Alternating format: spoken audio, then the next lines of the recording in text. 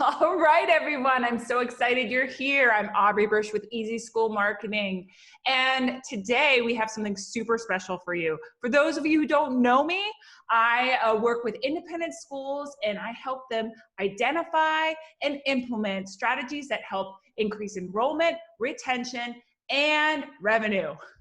And today we're here with Keryn House of Houseway Consulting. And she is from South Africa. And really, she has some really pearls of wisdom for it to share with us, to really tell us like what's happening over there. They are ahead of us right now. And I think this is very important for you to hear. So welcome, Keryn. We're so excited to have you. Thank you. Lovely to be here. Yes, thank you so much for the invitation, and I hope that I can share something of value.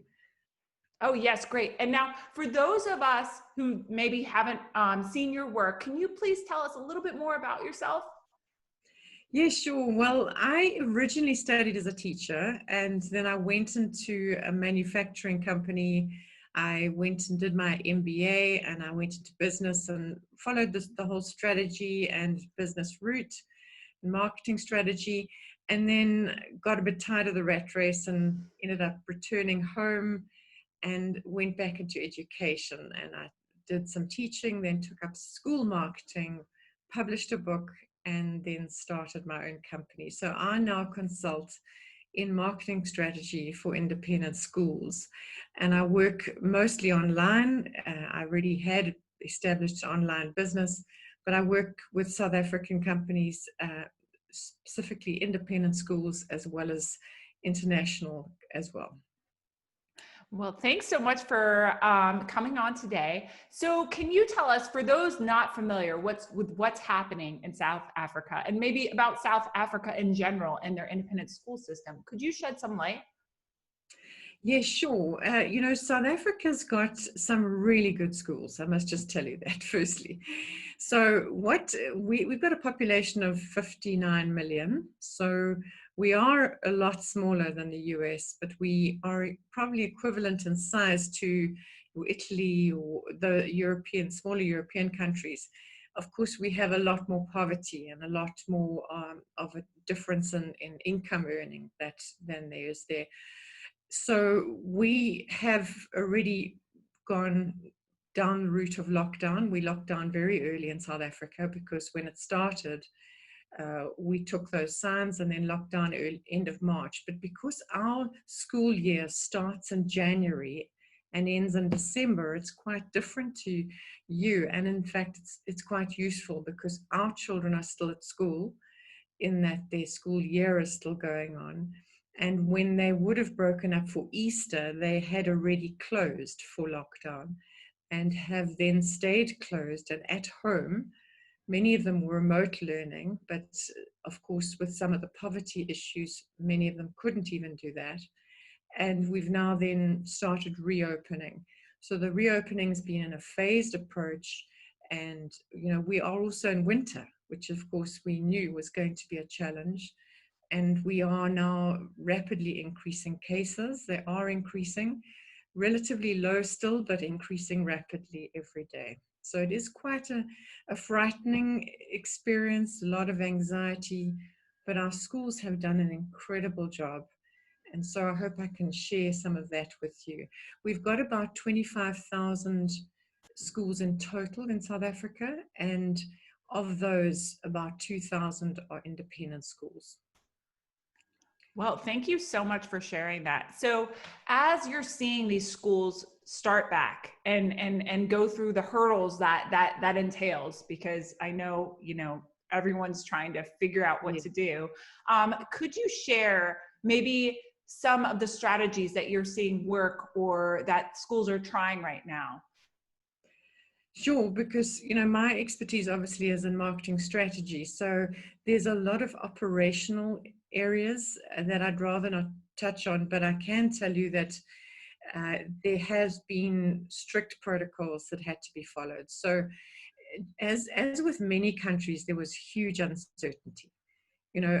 Literally up till the day of opening, it was uncertain. So you have to, in all cases, you're not allowed to go back to school. So it's very unusual for schools to have a situation where they simply can't operate. And that was the case here as well. But with those protocols, what happened was the schools just started to plan and did a lot of collaboration and a lot of interaction on how they were going to go back. And with the phased approach, it was grade 7 and grade 12, which I think is the same sort of terminology as you've got. Those went back first on the 6th of June, around the second week of June. And we are now phasing on into the next lot. And then in August, it'll be the final lot going back. So there's wearing of masks is absolutely compulsory, all ages, social distancing, use of sanitizer, all of the school signage and arrival at the school, making sure that you don't all arrive at once. So there's a lot of processes that have been put into place, and there were very clear and strict guidelines from Department of Education. But I must say, as I think with all countries, the uncertainty has been huge. Change of policy happening a lot. And it's just the environment we're in. There is so much uncertainty with the pandemic at the moment. So it's just, for me, it has been so amazing to see what has been done. And I thought I could share some of the good things that I've seen, and maybe you can learn from some of those. Yes, thank you. That would be great. Okay, so I think on communication is the first one. And, we all talk about communication, but when you're in a crisis, which essentially is what this is, it's a long crisis. The worst thing you can do is no communication. So often what we'll do is we'll say, we'll wait until government tells us exactly what to do. And until that, we won't say anything. But I found that what was most effective was schools that actually decided to just start communicating constantly. And it was constantly from the top, the head of school, and video usage hugely made a difference, because that's where trust is built. That's how video is amazing. So I found that where they'd actually used all platforms, not just your website, because what happens is schools are seen as a pillar of the community. So you want to be able to see what each school is doing and learn, and that builds trust in the whole community, not just on some of the parents. And I felt those schools that had used multiple platforms really did well and managed to get to the point where the parents were talking positively. And I'll just share that I put on a post asking for input this last week on LinkedIn, and I received about 8 different schools were named. So I am going to just list those and to say that this was an interesting exercise. It wasn't scientific in any way. I just said, have you seen any good things happening with any of our schools reopening? And it doesn't have to be South Africa. So I got some responses. Firstly, I'll just tell you the schools. So from Brunei, which is in Asia, that was Jeridong International School. UK, the Forest School in Timperley, Warrington. In South Africa, Crawford Lone Hill Pre-Primary was named, as well as Karo Protea in Soweto, Treverton in KwaZulu-Natal, Thomas More in KwaZulu-Natal, King Edward School in Gauteng, and Pinnacle College in Founders Hill, Gauteng. Now, those names probably don't mean a lot, but I think what's important is that people have said those schools did well in communications. And I just wanted to, take my hat off to them, because to be named as doing well is really important. And then there are 4 things I thought, just to summarize in terms of communications, because it needs to be unique to your school. You really don't want to copy everybody. And it's the danger of me saying this. You might just say, well, this is what we must do. But in fact, you want to make it, I always talk strategically, talk in terms of your school, not just everybody's school. So the first one was keeping parents up to date constantly. And that means right the way through. So it's not, let's just say something in the beginning, we'll upload a whole lot of information and let it go. But in fact, it's constant communication to parents and children, because your parents are the ones who are feeling the anxiety and transmitting that to the children. And then what happens in South Africa, and it's happened in many countries, I think, is that they have the option to go back to school, but they're still too scared to go to school. So you've got half your class at home and half your class at school. And so you're doing hybrid learning, which is really quite difficult, but I think very important. And what was mentioned by some of these points was a can-do attitude. You know, we can make this happen. Be positive about it, even though we're in a challenge, that we can do this as a school. It's a challenge. We're going to take it on. We can do it. And so that actually becomes something that is almost like something to be proud of as a school, that we can do this, we can take on this challenge. The second point is have a plan.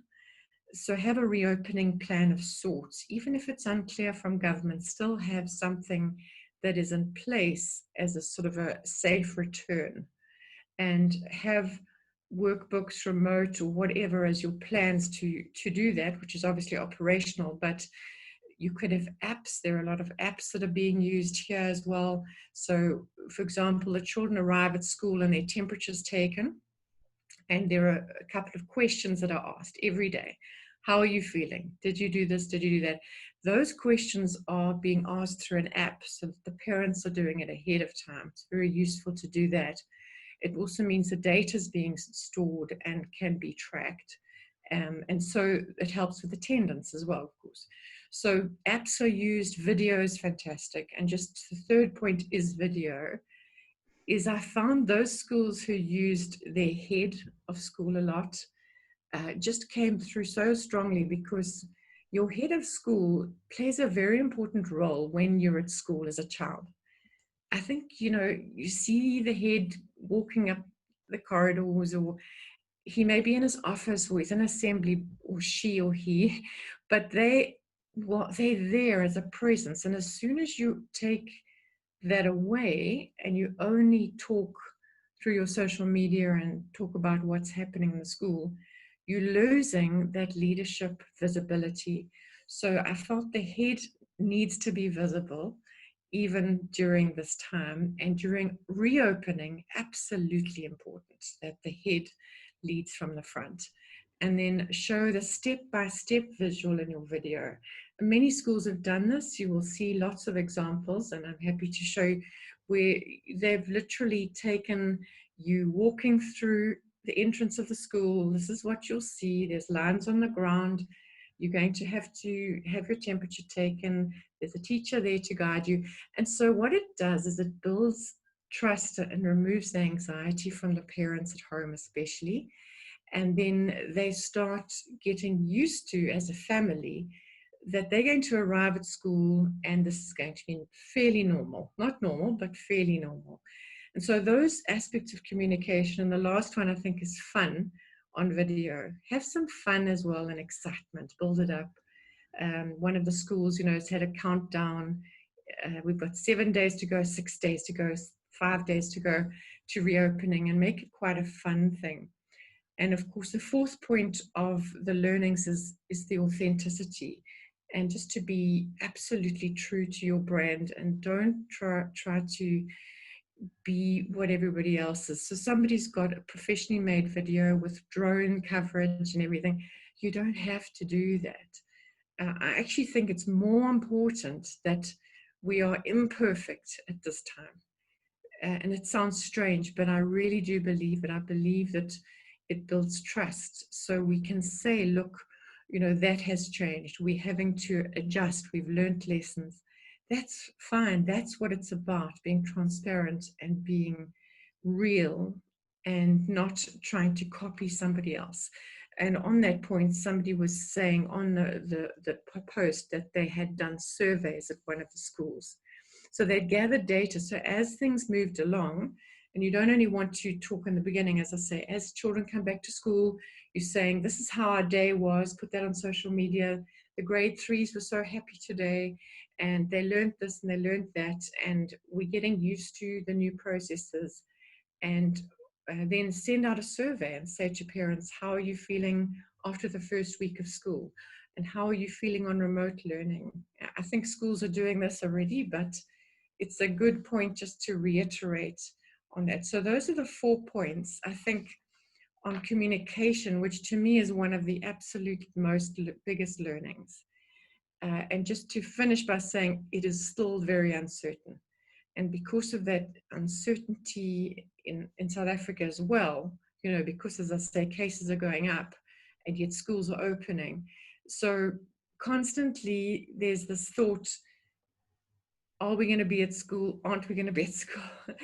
And as a leadership of the school, to just ensure that the communication is constantly reassuring and encouraging, and just getting that, because schools are great at structure and at putting your mind at ease because you're used to a routine. And that, I think, is so important for children. So if we can just reassure them, even though we're still in an age of uncertainty, that it's really important. So that's a key thing that I think on communication.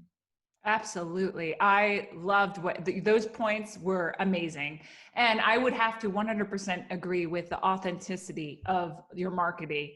I mean, you just want to be who you are. And I see a lot of heads of school hesitant to get on video, or, you know, they're unsure, they don't want to make a mistake. And the basically the message behind that is it's okay. You're not supposed to be perfect. You know, people aren't looking for perfect right now. They're looking for that connection with you.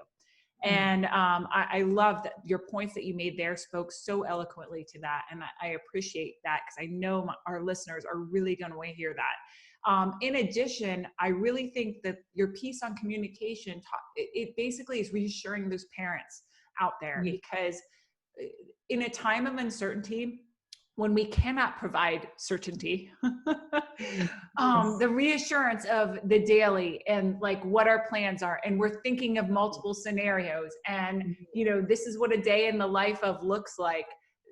That is reassuring to those parents out there, because they already have enough on their plate to be thinking of. So I appreciated you giving that wonderful, wonderful information regarding that. Now, I do have a follow-up question for you.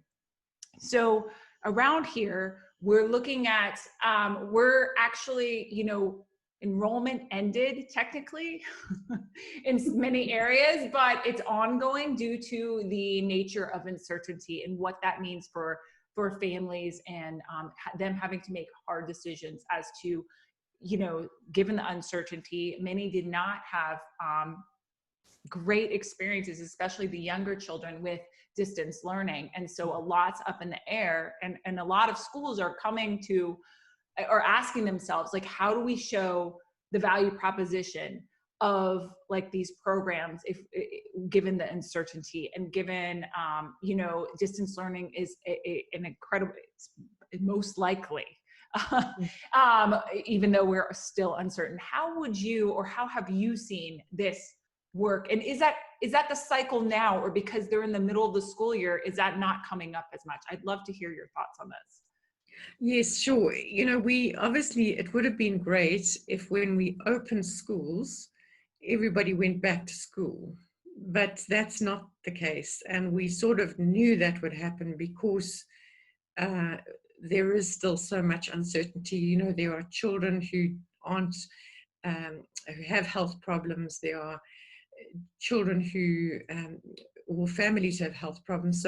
So constantly, you know, you have to relook and say, okay, because the classes are staggered. Obviously, they're split so that for social distancing. So the schools have already arranged that. And so you're running, usually most schools are running, independent schools are running both in class and remote in parallel. So the school teacher will have a Zoom or a, you know, Microsoft Meet or whatever, going on, videoing her while she's teaching. And that's the reality. but to then encourage and to get the value back is a very important point, I think. And what I'm finding is that it's constantly about involvement and excitement about the classroom experience and the school experience as a whole.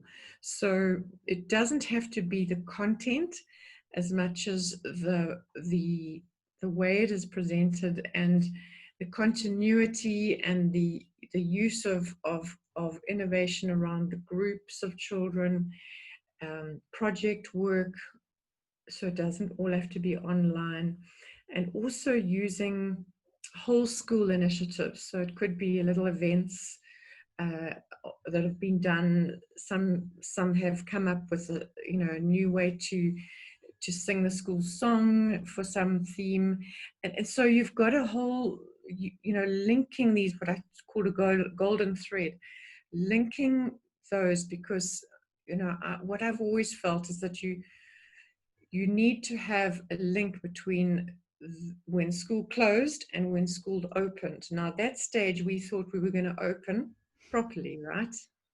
Things didn't happen like that.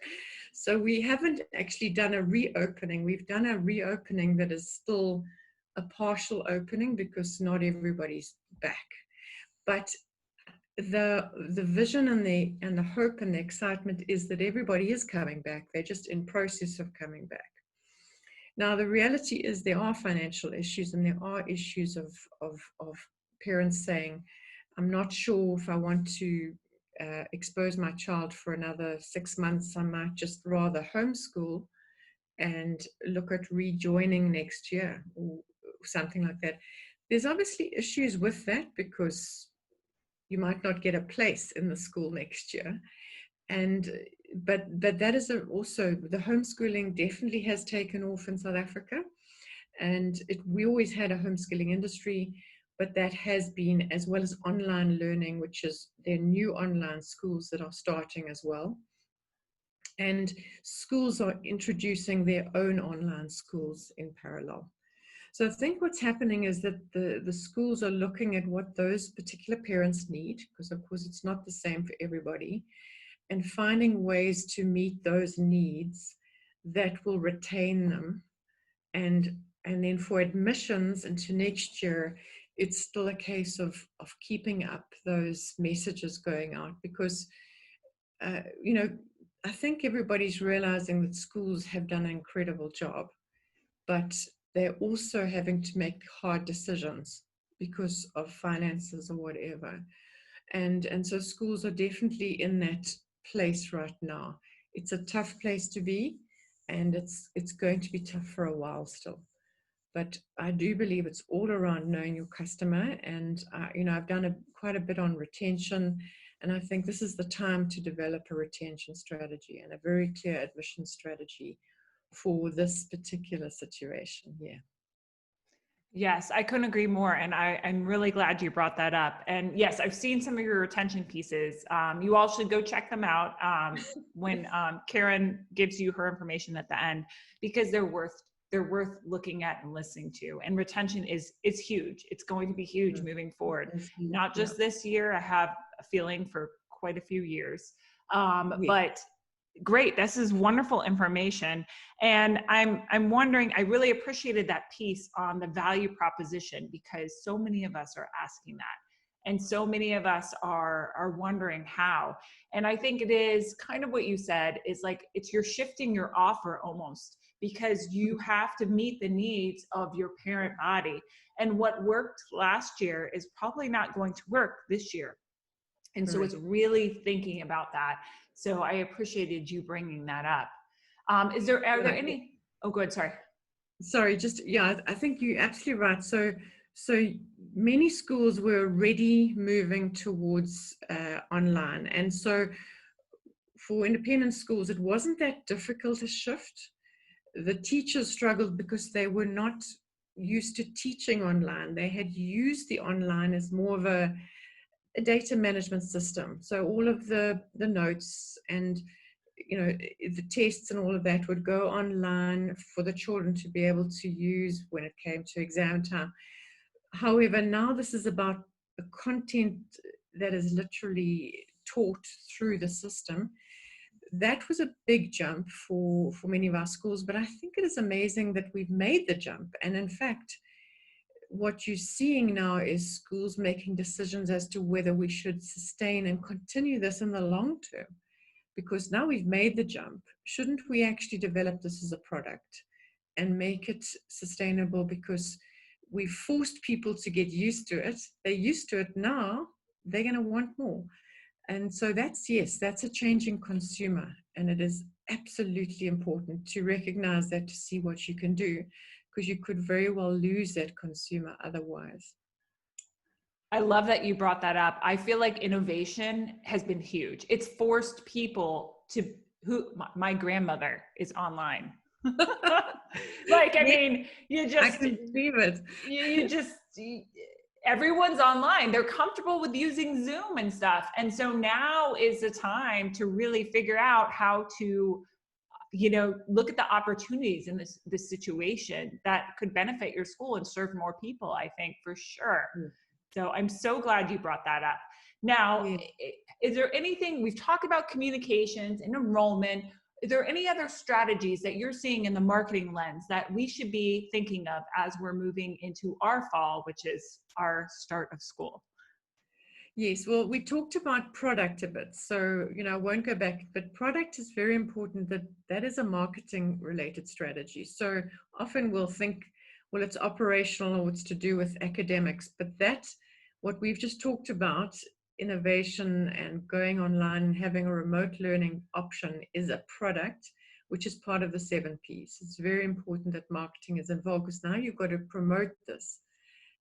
And of course, it's a different product to promote. So you want to make sure you follow the process in terms of marketing strategy. So yes, I'd say in terms of collaboration, I wanted to mention that, if that's okay. I think that there's so much learning that you can do through sharing. So what happens is, often we tend to work in a silo because that's how we've worked for years. But when we have a crisis that the whole world is experiencing, the learnings that are available across the world are amazing. So from a strategic perspective, I'd say not only innovation, but actually it's almost professional development and collaboration. Because what I found is 2 ways that the association has been incredible. And I'm sure in all countries you've got an independent schools association. Those bodies, they already had existing ways of working. So there were channels of communication already between heads of schools. So as soon as this happens, you can then build on that, and you can have your different areas of specialization grouping together on Zoom calls or whatever and sharing. And so what you're getting out is not everybody repeating the same mistakes. You're rather getting something that is actually raising the bar. And I think that collaboration is really important, both for heads of schools and marketers. I'm not seeing it as much on the marketing front here. I'm seeing it more from the leadership on school administration and management. But I think that across the world, I'm seeing a lot of collaboration on marketing. And that's exciting, because your Facebook groups where marketers tend to be, and there's lots of webinars and opportunities to learn. So how do we now change our website from just being a partly online website to be a fully online admissions portal? Not everybody's got that ready. So I think that collaboration is important, and dealing with anxiety, which is very, very predominant. In South Africa, we found that definitely anxiety amongst, the heads and the marketers and the staff, everybody is feeling anxious, and you can't just hold that in. So you need to have a way in which to work through those processes, and it's not going to go away, because if you don't talk about it, the children are going to feel it. So you need to find a way within your school, and that's not marketing, but it affects marketing. So you really want to make sure that you've got a process that's going to help on that to be able to reassure everybody of that. Those were some great points. I'm so glad you brought them up. And I would say on our front here in the United States, a lot of schools are feeling burnout. A lot of heads of schools, a lot of, marketing, admissions, because the systems you had in place before don't actually work so well in this and these uncertain times, and you're creating new systems which requires more work and more hours. And then you have those people who are also juggling, their children at home and their own distance learning piece. So I do agree with you, like the anxiety, the burnout is something that needs to be addressed and supported. I know a lot of heads of school here have found it very comforting in the head-to-head peer groups to be able to share and kind of be like, oh, someone gets me, because they know exactly what we're going through. So and your collaboration, the mention of collaboration is huge. I mean, I'm working with some Montessori schools and they have connections all over the world. And so they're able to say, well, in France, this is how they set up their room to help, facilitate these new guidelines and stuff like that, and to make sure that we can still continue with that Montessori learning, which is, as you know, is a very different type of classroom setup. Oh, yes, the play. Yeah, it's quite interesting. So that's great. Well, as we're wrapping up, are there any thoughts that you'd like to leave people with? And I want to make sure that you share your information as well, because I know they're going to want to follow up with you and learn more about, especially, I definitely recommend the retention piece that Keryn did. It's wonderful. I know it's on her YouTube channel as well. Yes, well, first let me mention my website, because my website's linked to all of my social media channels and the YouTube channel, etc. So I'm on, it's housewayconsulting.co.za, and that actually is my website with a blog on it, and most of my activity is on LinkedIn. I'm a big LinkedIn believer, and use that a lot for networking. And I would encourage all marketers to be using that and heads of schools, because in terms of networking, it is really important for professional development as well. But I think just to wrap up in terms of, so I mentioned we've had challenges here. You must remember that South Africa was already in a recession. Beginning of this year, South Africa already was experiencing immigration to other countries, competition from new models in schooling. So our economy was already challenged in the schooling area before COVID-19. And so we are seeing some closures, we're seeing some consolidation, we're seeing online models, and we're seeing debt problems. Non-payment of fees. We're seeing hybrid models and homeschooling, and I think, look, it's very unclear still, because we are, as I said, the cases are increasing, admissions are open for 2021, but what is now going to happen in terms of the way forward? So I think the children are coming back, but they're low in return, they're not all there. We've just got to make sure that going forward, we continue the communications and the encouragement and look for those product options to be able to retain the families with us. Because I think that, obviously retention is not something everybody likes to think about. It's not so glamorous, as you know, but in fact, keeping your families that you know in your school makes huge sense, logically, financially, sustainability, everything. So yes, please look at my YouTube series on retention. There are a huge range of ways, but I do agree, at retention strategy, do some market research and have your retention strategy and your marketing strategy in place, especially at this time, because it is so uncertain. And strategy gives you a direction. It's not perfect, but at least it gives you a direction in which to work, and then you can adjust. So if you don't have a strategy, you're not sure where you're going, but if you have a strategy and it's not perfect, you can adjust it. But at least you have some way of going forward, and you can get everybody's buy-in, because I think buy-in is really important, especially in uncertainty. And those are the things that are going to be telling whether you're going to be able to sustain yourself as a school or not. And it's really quite tough out there, but I wish everybody the very, very best, and thanks for the opportunity. Oh, and we're so excited that you shared your pearls of wisdom with us today, Keryn. Thank you for being here with us today and sharing those wonderful strategies and thoughts and giving us insight as we head into the fall. So everyone, remember, go check out Keryn, and thank you all for tuning in today. And we look forward to seeing you again soon. Bye.